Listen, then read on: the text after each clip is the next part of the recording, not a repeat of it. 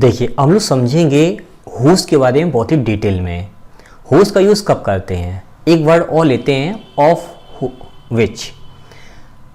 अगर हमें हुज का यूज़ करना है तो उसी सेंस में ऑफ विच का भी यूज कर सकते हैं।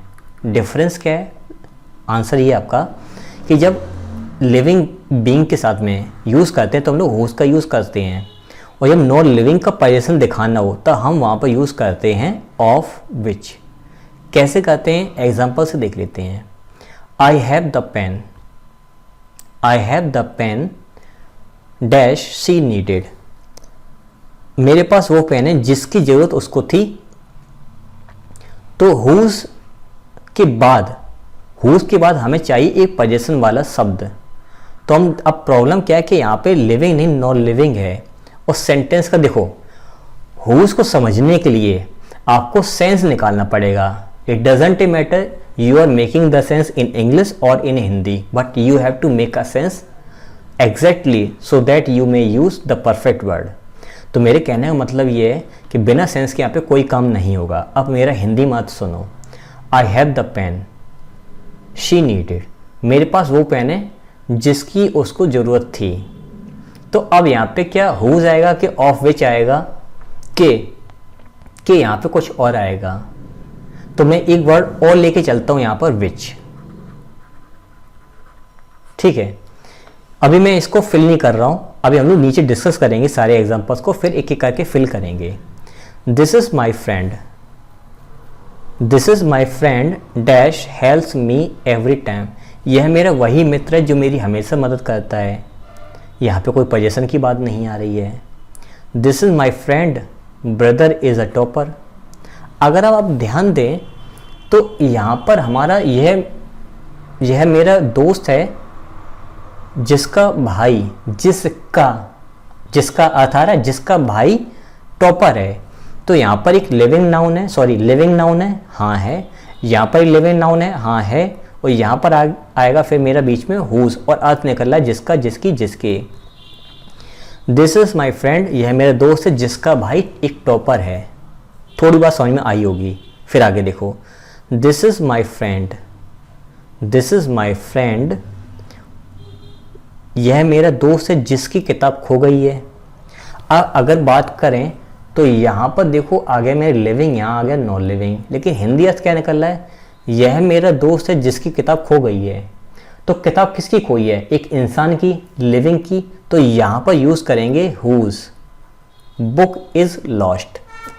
अगर मैं बात करूं कि आई हैव ए फ़ोन, मेरे पास एक फ़ोन है, बैटरी इज़ डेड, मेरे पास एक फ़ोन है जिसकी बैटरी डेड है। तो यहाँ पे non living, non living, battery non living, non living, जिसका, जिसकी, जिसके भी सेंस निकल रहा है तो वहाँ पर आएगा ऑफ विच, हुज नहीं आएगा। मेरे पास एक फ़ोन है जिसकी बैटरी डेड है। अब प्रॉब्लम यहाँ है कि फ़ोन अनिश्चित है कि निश्चित है। ये फ़ोन तो डेफिनेट हो गया जिसके बारे में बात कर रहा हूँ।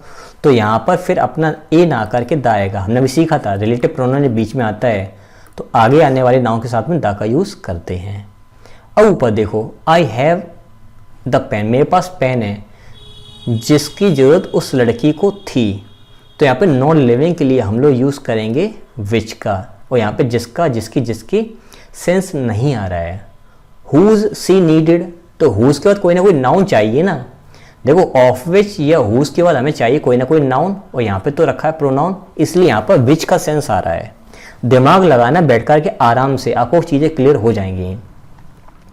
दिस इज़ माई फ्रेंड, यह मेरा फ्रेंड, यह मेरा वही दोस्त है जो मेरी हर वक्त मदद करता है। इसका मतलब ये सब्जेक्ट है, ये वर्ब है, फिर ये वर्ब है, इस वर्ब को चाहिए सब्जेक्ट, तो यहाँ पर आ जाएगा who.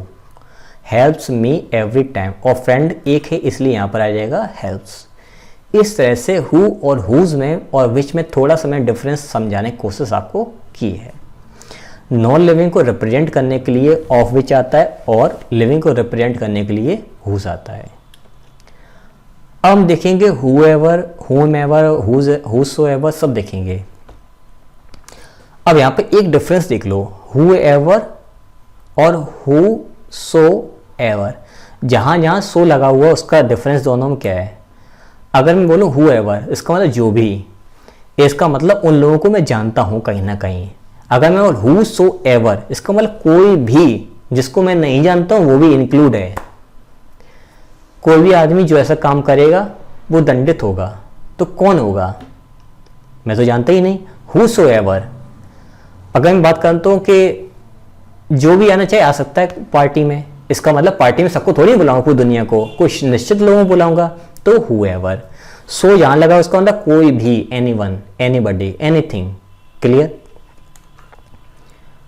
whoever, whosoever, whomsoever, whomsoever, whichever, whatever, however, wherever। Ever का मतलब था भी। एवर का मतलब यहाँ पे निकल के आता है भी। अब इनका यूज कब करेंगे समझ लो। हमने अभी तक ये सीखा था कि सेंटेंस के बीच में जब अपना रिलेटिव प्रोनाउन यानी कि कंजंक्शन आता है तो उसके ठीक पहले कोई ना कोई नाउन और प्रोनाउन होता है जिसके अकॉर्डिंग वर्ब आती है, जिसके अकॉर्डिंग वर्ब आती है। अगर यहाँ पे एंटीसीडेंट ना हो, अगर एंटीसीडेंट ना हो तब यहाँ पर हम यहाँ पर एवर एवर वाले वर्ड्स का यूज़ करेंगे।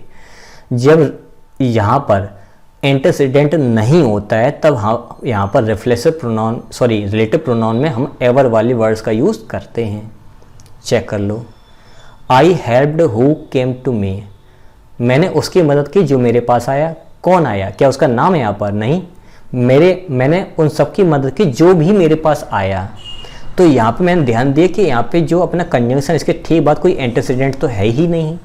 जब है ही नहीं तो यहाँ पर एवर वाला वर्ड लगा दो, या तो हु सो एवर कर दो या हु एवर कर दो। आई हेल्प्ड, मैंने सबकी मदद की जो भी मेरे पास आया। जो भी मेरे पास आया सबकी मदद की, या जो भी मेरे पास आया मैं सबकी मदद कर दी। जिसको जानता था वो आया तो कर दी, कोई भी आ गया सबकी कर दी। तो सो एवर वाला ऐसे यूज होना था। आई हेल्प्ड। अब ध्यान दो एक और कि अगर हु वाले वर्ड सब्जेक्टिव होते हैं, होम वाले ऑब्जेक्टिव होते हैं। ये बात अभी भी वही फॉलो होगी। ये सब्जेक्ट, ये वर्ब, ये सब्जेक्ट और ये वर्ब, ये सब्जेक्ट, ये वर्ब, ये सब्जेक्ट, ये वर्ब। इसलिए यहाँ पर हु ना होकर कि होम ही आएगा। लेकिन इसके पहले कोई नाउन और प्रोनाउन है, एंटीसीडेंट तो है ही नहीं, तो यहाँ पे जोड़ दो एवर। आई हेल्प हुम ever I think nobody helps, मैंने मेरे हिसाब से मैंने उन सभी लोगों की मदद की है जिनकी मदद कोई नहीं करता है। ठीक है। सी आस्क्ड, सी वांटेड, उसने पूछा जो वो जानना चाहती थी। जिसको जानना चाहती नहीं, जो वो जानना चाहती थी। कोई मैटर, कोई टॉपिक, कोई मैटर और कोई टॉपिक के लिए व्हाटएवर का यूज करते हैं। अब व्हाट का यूज क्यों नहीं करते हैं सुन लो। यहाँ पे एंटीसीडेंट है क्या? नहीं, इसलिए यहाँ पर आएगा व्हाटएवर। क्लियर?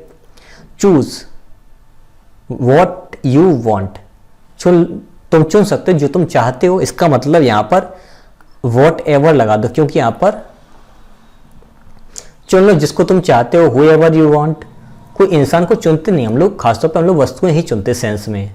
हुएवर जबरदस्ती लगाना तो लगा सकते हो, डिपेंड करता है कॉन्टेक्स्ट के ऊपर। अब आगे देखते हैं। यू में गो, गो का मतलब जाना, जाने का मतलब कोई जगह के बारे में बात हो। जब जगह के बारे में बात हो रही है तो यूज करेंगे wherever, wherever. You may go wherever you like, तुम जा सकते हो जहां तुम चाहो। एवर क्यों? क्यों यहाँ पे कोई प्लेस का नाम नहीं है। अगर मैं बात करूं जैसे कि I will visit the Taj, अब वेयर आएगा कि वेयर एवर आएगा? Where I wanted to visit, मैं ताजमहल घूमूंगा जहां मैं घूमना चाहता था। तो अब ध्यान दो, तो यहाँ पर ताजमहल एक अपना इंसिडेंट पहले से मौजूद, एक नाउन है, तो यहाँ पे फिर आएगा वेयर केवल। अगर यहाँ पे कोई वर्ड है ही नहीं तो फिर यहाँ पे वेयर एवर आएगा। Clear? You may do you like, तुम कर सकते हो, तुम वो चीज़ कर सकते हो जो तुम चाहते हो। वस्तु और मैटर एक टॉपिक के लिए वॉट एवर आता, तो यहाँ पर आ जाएगा आपका वॉट एवर। ये व्हाट्सो एवर, जो इच्छा सो तुम बस कर लो, बस तुम यहाँ से निकलो कैसे भी करके। व्हाट्सो एवर, जो करना सो कर लो, कोई प्रॉब्लम नहीं। तो वॉट एवर सेंस के ऊपर डिपेंड करता है। आई थिंक आपको सारी चीज़ें क्लियर हुई होंगी। एक चीज़ और है यहाँ पे, you may do how ever you like, तो यहाँ पे हाउएवर लगा सकते हो, सेंस आपके ऊपर डिपेंड करता है, आप कैसे चाहो वैसे शब्दों को यूज कर सकते हो।